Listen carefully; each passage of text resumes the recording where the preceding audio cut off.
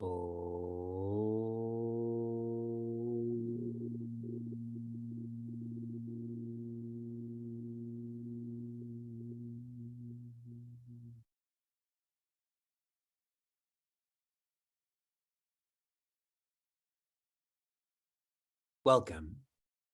to Meaningful Mornings. In our Upanishad, there's a lovely, filled with love and powerful, filled with power, dialogue between Rishi Yajnavalkya and Devi Maitreyi. They're a husband and wife. And Rishi Yajnavalkya shares with Devi Maitreyi that I'm giving you everything.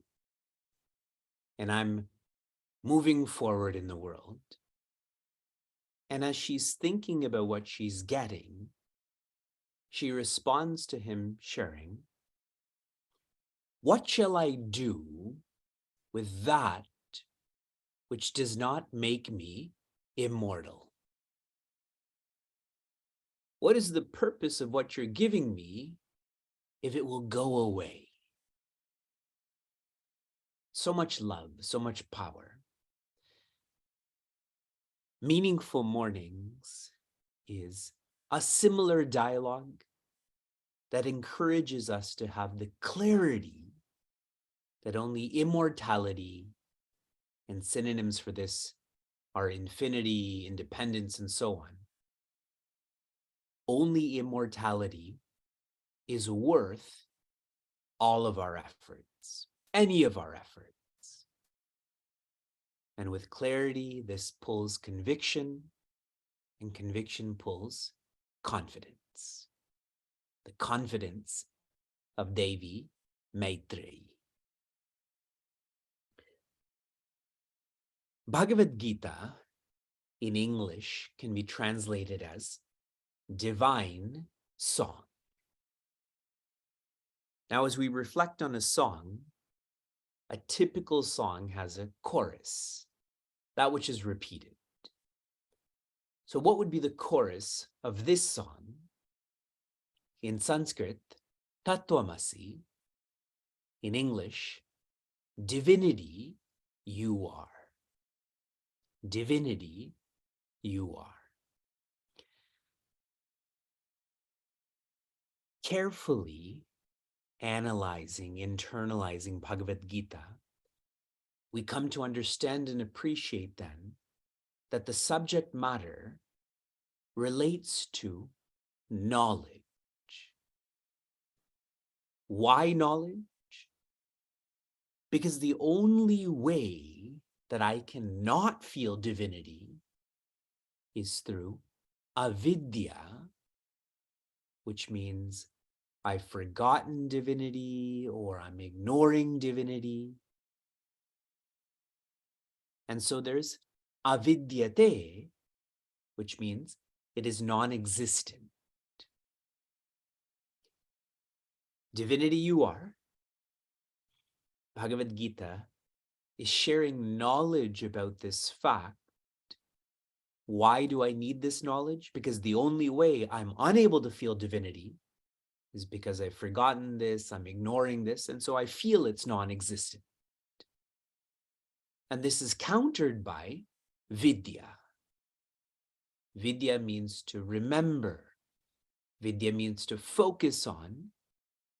And then there's vidyate, which means this exists or re-exists.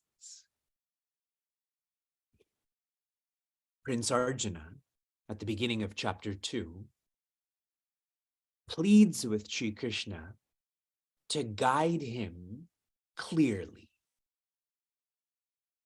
His confidence has been broken, so he needs that clarity to come back to that confidence. So he pleads Sri Krishna to guide him clearly. And Sri Krishna does. In verse 11, Sri Krishna shares, be happiness. Or in other words, know vastness. That is Bhagavad Gita. 1 verse, 1 message. Out of love, out of power, Sri Krishna elaborates on this from verses 11 to 25. Takes this message and keeps looking at this to encourage no vastness from different perspectives. Then in verses 26 to 30, Sri Krishna takes the same message of divinity you are, but now looks at this from no change. Essentially that divinity doesn't change and all that changes is not divine. And then in verses 31 to 38, Sri Krishna's message is the same of divinity you are, but approaches this from another perspective, which is no responsibility. That if you follow your responsibility, you'll understand change and you'll understand vastness. In verse 38, Sri Krishna uses the word papa, which in English means sin. The feeling of this is you lose yourself. You move farther from the center. Prince Arjuna feels that is if he engages in this war, that he's going to lose himself, move farther from the center. But Sri Krishna in this verse shares that you have to center yourself at the body level, at the mind level, at the intellect level. Center yourself.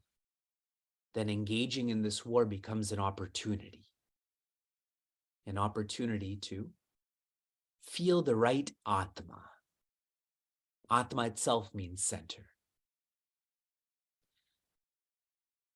And now verse 39. Verse 39 is a transition verse from Jnana Yoga to Karma Yoga. From no vastness, change, responsibility, to how do you start this knowing? Esha te biheta sankhye buddhir yoge tvimam shrunu buddhya yukto yaya partha karma bandham prahasyasi. Te means to you. Esha abhihita sankhya. To you, I have shared, I have declared sankhya. The word sankhya means relating to the self. Relating to the self. And so a more common word we use is jnana. Knowing who we are. So in this first quarter, Sri Krishna is sharing what I've taught you from verse 11 to 38 is Sankhya Yoga or Jnana Yoga. What would be a summary of all of this? If one is dedicated to the spirit, one would sacrifice the body. In other words, the more you identify with the spirit, the more you disidentify with the body. That's what knowing vastness is all about. You are not just the body. You are infinitely more. And now, the transition. Buddhi yoga tu imam shrunu. Buddhi yoga tu imam shrunu. Now listen carefully as I share what Buddhi yoga is. Buddhi means intellect. Here it means that you can't just engage in the right actions. This has to be matched with the right attitude. Listen carefully as I elaborate on how your intention should be infused into implementation. And he shares this again. Buddhya yukto yaya partha, Prince Arjuna, if this intention is infused into your implementation. Yukta buddhya, infused with intention. This is how karma turns into karma yoga. Karma means action. Most of us, most of the time, engage in the right action, but that's not enough. This has to be refined to the right attitude. What will happen if we do this? We always want to know, what is the utility? What do I get? That's much less clear with Jnana Yoga because we're not trained to think about the power of knowledge. So with Karma Yoga, we need more of that clarity. What benefit will I derive? And so Sri Krishna shares, prahasyasi, which means you will purge, karma bandham, you will purge this addiction to fruits, the addiction to need results.